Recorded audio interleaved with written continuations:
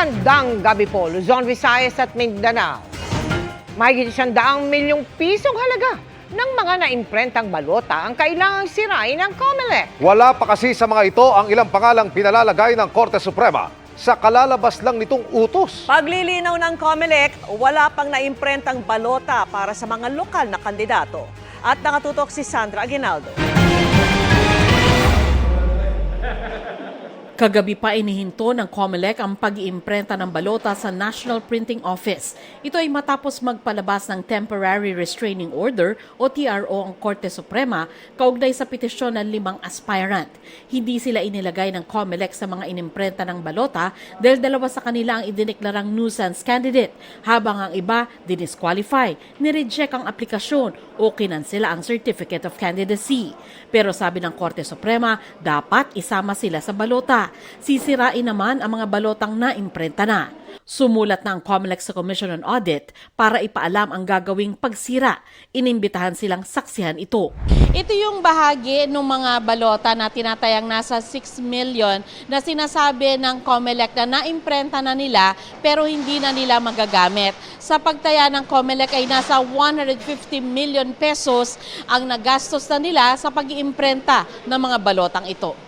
Susundin din ang utos ng korte na idagdag ang pangalan ng 5 aspirant sa mga bagong imprentang balota, kahit pa hindi ito madali ayon sa COMELEC. Pinag-utos po kaagad natin na baguhin yung election management system. Isang sistema po yan na naandun lahat yung nilalaman ng paano at ano ang mga iimprenta ng mga balota.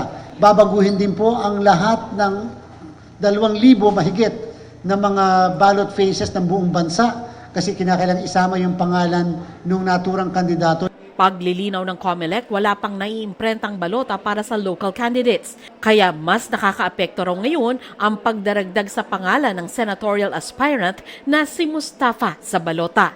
Alphabetical kasi ang pagkakasunod-sunod ng pangalan, kaya mababago ang numero ng mga aspirants sa ilalim niya. Ang kinababahala ng COMELEC, meron pang ibang petisyon tulad dito sa Korte Suprema. Pa-imprenta muli kami ng balota tapos po may dumating muli na panibago pong directive at hindi po ito pag-pressure sa ating Korte Suprema with all due respect.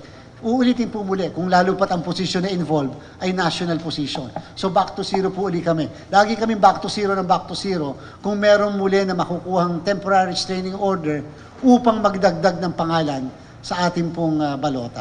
Kung hihintayin naman ang desisyon ng Korte Suprema sa lahat ng petisyong dinidinig nito bago ituloy ang pag-iimprenta, kakapusin na raw sila ng panahon ayon sa COMELEC. Hindi po kasi with all due respect kami pwedeng maghintay sapagkat hindi rin po namin alam kung kailan ang aksyon ng ating pong kataas-taasang hukuman.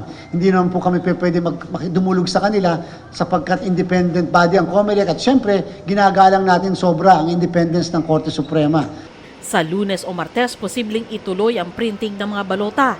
Para mapabilis, posibleng gamitin ang 4 pang printer ng NPO, bukod sa 2 ginagamit na.